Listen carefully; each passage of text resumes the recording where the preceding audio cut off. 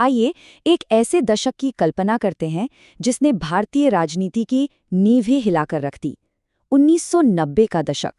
ये सिर्फ बदलाव का समय नहीं था, बल्कि एक ऐसा राजनीतिक बवंडर था जिसने देश का नक्शा हमेशा हमेशा के लिए बदल दिया। जरा इस रोलर कोस्टर को देखिए। क्या ये 1990s के दशक की भारतीय राजनीति की एकदम सटीक तस्वीर पेश नहीं करता?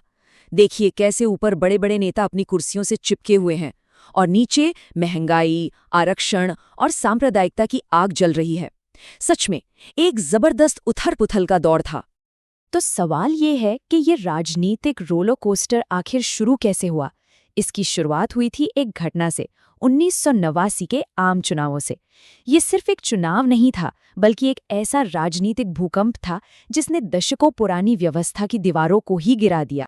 और इस उथल-पुथल का पैमाना कितना बड़ा था, इसका अंदाजा बस इन 2 नंबरों से लगाइए। 1984 के चुनाव में जो कांग्रेस पार्टी 415 सीटें जीतकर आई थी, वही पार्टी 1989 के चुनाव में सिर्फ 197 सीटों पर सिमट गई। ये कोई छोटा-मोटा बदलाव नहीं था, ये एक राजनीतिक भूचाल था। तो हुआ ये कि ये जो उथल-पुथल थी वो अचानक नहीं हुई। ये 1989 के चुनाव से शुरू हुए 5 बड़े झटकों का नतीजा थी, जिन्होंने देश को एक नया आकार दिया। चलिए एक-एक करके इन 5 झटकों को जरा करीब से समझते हैं। पहला झटका था राजनीतिक। इसे कांग्रेस प्रणाली का अंत भी कहा जाता है। इसका सीधा सा मतलब ये है कि आज़ादी के बाद से भारतीय राजनीति पर कांग्रेस पार्टी का जो एक तरह का दबदबा था, वो पहली बार टूटा। हाँ, ये बात सही है कि कांग्रेस एक जरूरी पार्टी तो बनी रही, लेकिन राजनीति के केंद्र में जो उसकी निर्विवाद जगह थी, वो उसने पहली बार खो दी थी। अब बात करते हैं दूसरे झटके की।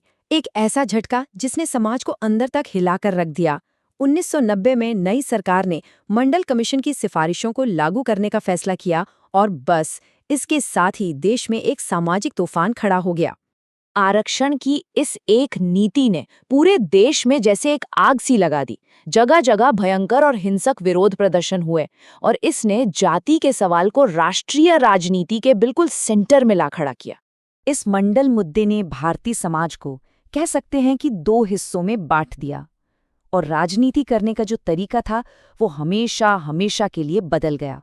तीसरा झटका था आर्थिक।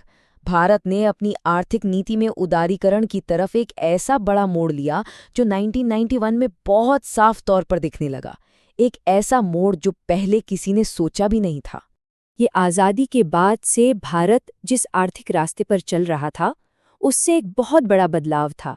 और कमाल की बात यह है कि ये रास्ता भले ही तब कितना भी विवादास्पद रहा हो, इसके बाद आई हर सरकार ने इसी रास्ते को आगे बढ़ाया। चौथा झटका था सांस्कृतिक। अयोध्या में राम जन्मभूमि को लेकर सदियों से चला आ रहा एक विवाद अचानक भड़ककर देश की राजनीति के बिल्कुल सेंटर स्टेज पर आ गया। मतलब ये कि इस एक आंदोलन ने धर्म और राजनीति के रिश्ते पर जो बहस थी, उसे एक नई ही दिशा दे दी और भारत में धर्मनिरपेक्षता की जो स्थापित परिभाषा थी, उसे एक बड़ी चुनौती दी। और अब 5वां और आखिरी झटका, एक ऐसी घटना जिसने पूरे देश को सन्न कर दिया। मई 1991 में पूर्व प्रधानमंत्री राजीव गांधी की हत्या। इस हत्या का असर राजनीति पर तुरंत पड़ा। कांग्रेस सबसे बड़ी पार्टी तो बनकर उभरी, लेकिन अब सवाल था कि लीडर कौन होगा, और यहीं पर पार्टी ने नेतृत्व में एक बड़ा बदलाव करते हुए नरसिम्हा राव को नया प्रधानमंत्री चुना। देश एक और अनिश्चितता में चला गया।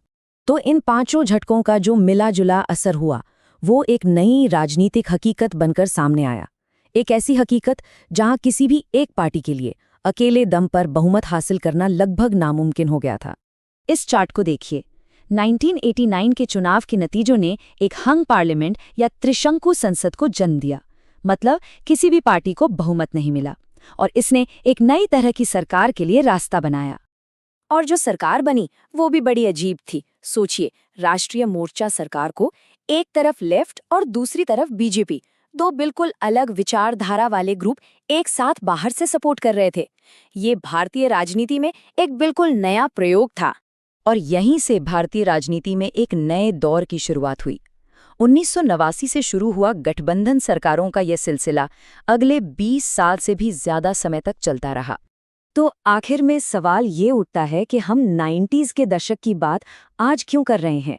वो इसलिए क्योंकि उस दशक की उथल-पुथल का सीधा रिश्ता उन बड़े राजनीतिक सवालों से है जिनसे भारत आज भी जूझ रहा है।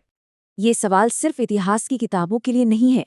ये वो सवाल है जिन पर आज भी हमारे देश में जोर शोर से बहस होती है और इन सब की जड़ें उसी एक दशक में छुपी हुई हैं।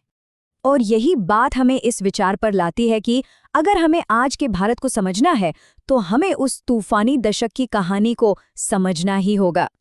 तो हम इसी सवाल के साथ इसे समाप्त करते हैं।